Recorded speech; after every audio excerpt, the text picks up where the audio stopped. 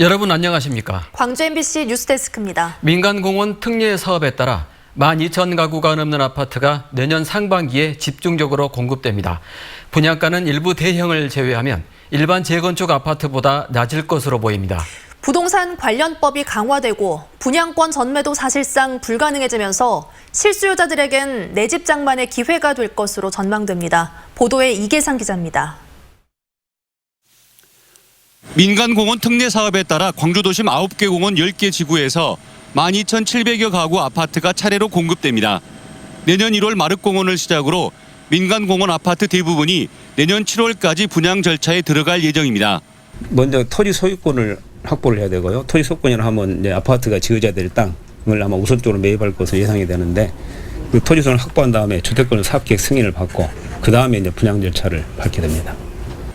민간공원 특례 사업 지역의 아파트 분양가는 중앙공원 등 일부 지구를 제외하고 3.3제곱미터당 1,500만 원 이하로 책정될 것으로 보입니다. 민간 사업자의 제안서를 기준으로 3.3제곱미터당 분양가가 1,000만 원대가 2곳, 1,100만 원대가 3곳, 1,200만 원대가 3곳 등으로 나타났습니다. 도심 재개발 재건축 단지와 비교해서 분양가가 낮게 형성되지만 청약 경쟁은 과열되지 않을 것으로 관측됩니다. 710 부동산 대책으로 다주택자에 대한 세금 부담이 커진 데다 웃돈을 주고 사고 파는 분양권 전매도 소유권 등기 때까지 할 수 없게 되면서 투자 목적의 아파트 청약 열기는 한풀 꺾일 가능성이 크기 때문입니다.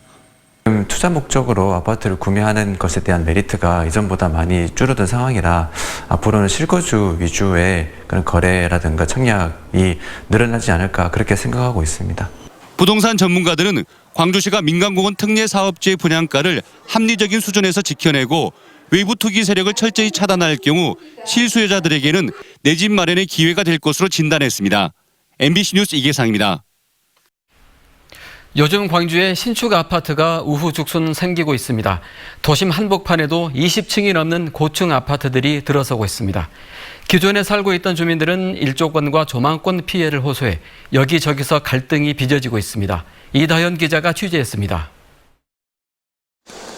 피켓을 든 아파트 주민들이 거리로 나섰습니다. 신축을 결사 반대한다! 반대한다! 아파트 바로 앞에 20층 규모의 신축 아파트가 들어서면서 일조권과 조망권이 침해당할 우려가 있다고 목소리를 높이고 있는 겁니다. 우리가 해도 볼 수 없어요, 해도. 햇볕이 전혀 들어오지 않거든요. 아침에 잠깐 들었다 하루 종일 햇볕을 볼 수가 없어요. 평생을 그렇게 살아야 된다고 하니까 지금부터 가슴이 벌렁거리고. 광주시 유형문화재로 지정된 사당인 병천사. 여기서 불과 70m 떨어진 곳에도 아파트 신축 공사가 진행되고 있습니다. 사당 측은 평온한 생활이 침해될 수밖에 없다고 하소연합니다. 지금 조망권도 하나도 없어져 버렸잖아요. 예? 그리고 일조권도 마찬가지예요. 이제 이 겨울철이 되면은 해외 안 들어옵니다. 지난해에는 고층 아파트 때문에 일조권과 조망권이 침해당했다며 주민들이 건설사를 상대로 소송을 제기하는 등 분쟁이 끊이지 않고 있습니다. 지난해 중앙환경분쟁조정위원회에 접수된 민원 가운데 16%가 일조권 문제였습니다. 이 같은 갈등은 섬세하지 않은 도시계획 때문이라고 전문가들은 말합니다. 건축물의 면적을 의미하는 용적률과 건폐율을 서울 중심으로 맞추다 보니 광주의 고층 건물들이 우후죽순 들어서고 있고 상업지역과 준주거지역 등 일조권과 조망권의 규제를 받지 않는 지역들이 많아 갈등이 끊이지 않고 있다는 겁니다. 실제로 최근 10년 사이에 광주에서 지어졌거나 지어지고 있는 20층 이상 고층 건물은 모두 120여 곳이 넘고 이 중 절반이 최근 3년 사이에 지어졌습니다. 주변 환경이나 내용을 보고 거기서 그렇게 섬세하게 도시계획이 지정된 것이 아니고 라프하게 전체를 보고 지정을 하다 보니까 일조권이나 조망권에 관한 그런 것들이 문제가 제기될 수 있는 소지가 다분히 있다고 생각합니다. 또 과거와 달리 도심 외곽보다 도심 내부에서 개발이 이루어지고 있는 점도 갈등을 만드는 한 요인으로 지적되고 있습니다. MBC 뉴스 이다현입니다. 장마가 끝나고 더워지나 싶더니 또 비가 내리기 시작했습니다. 당분간 비 소식이 이어지고 특히 내일은 집중호우도 예보돼 있습니다.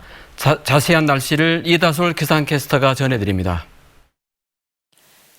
오전 출근 시간 천둥번개와 함께 굵은 빗줄기가 매섭게 쏟아졌습니다. 특히 무안공항에는 시간당 31mm의 매우 세찬 비가 내렸고 호우주의보가 내려졌던 구례 성삼재에서도 시간당 강수량 23mm를 기록했습니다. 중부지방의 수해에 놀란 시민들은 혹시나 하는 마음에 놀라기도 했고 다시 쏟아지는 비에 불편함을 호소했습니다.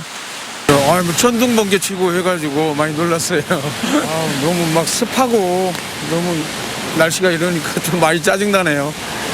계속 오니까 여러모로 생활하기가 불편하죠. 오후 들어서는 소강 상태를 보이며 약한 비가 오락가락 이어졌지만 내일과 모레 또다시 집중호우가 예상됩니다. 내일은 천둥 번개와 함께 시간당 30mm 안팎의 강한 비가 내리겠고 모레는 시간당 50mm의 폭우가 쏟아지겠습니다. 모레까지 예상 강수량은 50에서 100mm, 남해안은 150mm 넘게 오는 곳도 있겠습니다. 갑자기 쏟아지는 폭우로 계곡이나 하천이 갑자기 불어날 수 있어 저지대 농경지 침수 피해와 피서객 안전사고에도 유의해야 합니다. 남부지방은 이미 지난주 장마 전선의 영향에서는 벗어났지만 다음 주 월요일까지 비가 계속 이어지겠습니다. 비가 오는 원인은 그때그때 다릅니다. 토요일인 모레까지는 중국 상해 부근에서 따뜻한 수증기가 다량으로 유입되면서 비가 내리겠고 일요일에는 기압골의 영향으로 비가 쏟아지겠습니다. 월요일에는 대기 불안정으로 인한 소나기가 지나며 오늘부터 닷새 연속 비가 이어지겠습니다. 지난주까지 많은 양의 장맛비가 내리면서 지반이 약해진 상태이기 때문에 장기간 이어지는 비에 산사태와 축대 붕괴 등 피해가 없도록 주의해야 합니다. MBC 뉴스 이다솔입니다.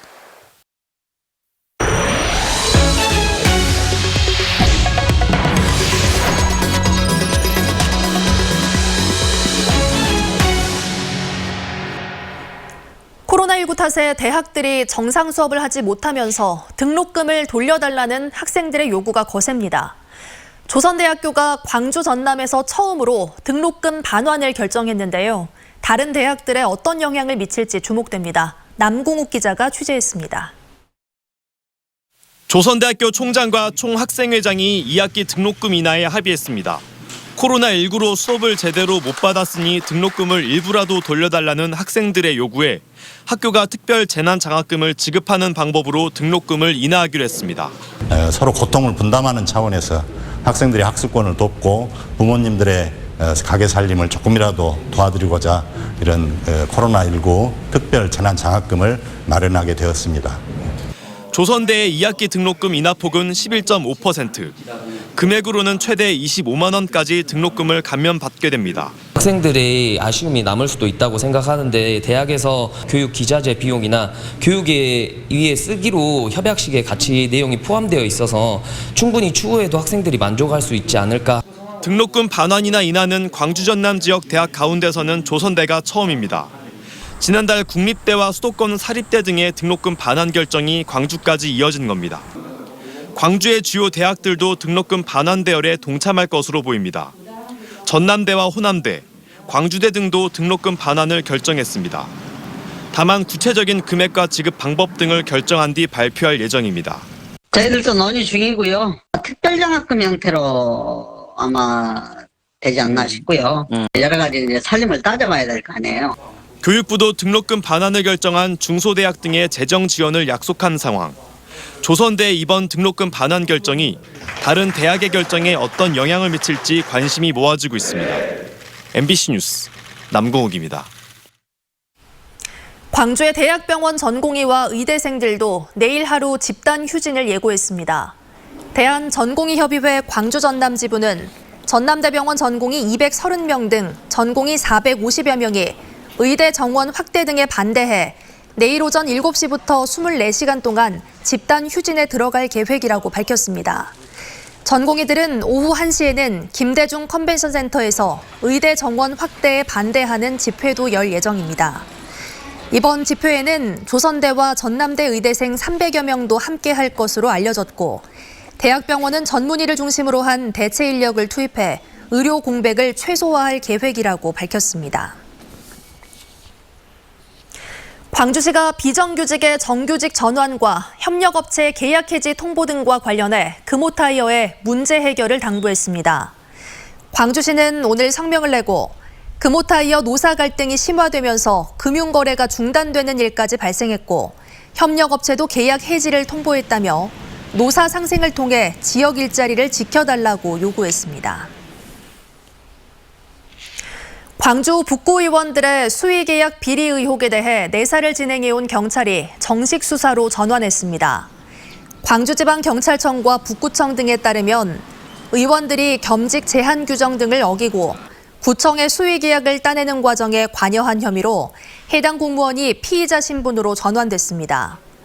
경찰은 정식 수사로 전환된 만큼 추가로 공무원과 북구의원을 소환해 조사할 예정이고 혐의가 인정되면 이들도 피의자로 전환할 것이라고 말했습니다. 물품 계약 과정에서 뇌물을 받은 혐의로 전라남도교육청 서기관이 구속됐습니다. 전남지방경찰청 지능범죄 수사대는 안막스크린 납품 계약 과정에서 업체로부터 뇌물을 받은 혐의로 전라남도교육청 4급 공무원 강모 씨를 구속해 조사하고 있습니다. 경찰은 도교육청과 나주교육지원청, 목포 공공도서관 등을 압수수색하는 과정에서 확보한 납품업자들의 녹음 파일 등을 분석해 강 씨 등의 혐의를 확인한 것으로 알려졌고 관련 공무원들을 상대로 수사를 확대하고 있습니다. 수업 중 중학생들에게 신체 노출이 포함된 영화를 보여줬다 수사를 받고 있는 배이상원 교사에 대해 검찰 시민위원회가 불기소 의견을 제시했습니다. 광주지검은 오늘 열린 검찰 시민위원회에서 위원 11명 가운데 다수가 불기소 의견을 냈다며 시민위 의견을 토대로 배이 교사에 대한 기소 여부를 결정할 계획이라고 밝혔습니다. 중학교에서 도덕을 가르치는 배이 교사는 지난 2018년과 지난해 학생들에게 성윤리 수업의 일환으로 프랑스 영화를 보여줬다가 학생들에게 불쾌감을 준 혐의를 받고 있습니다.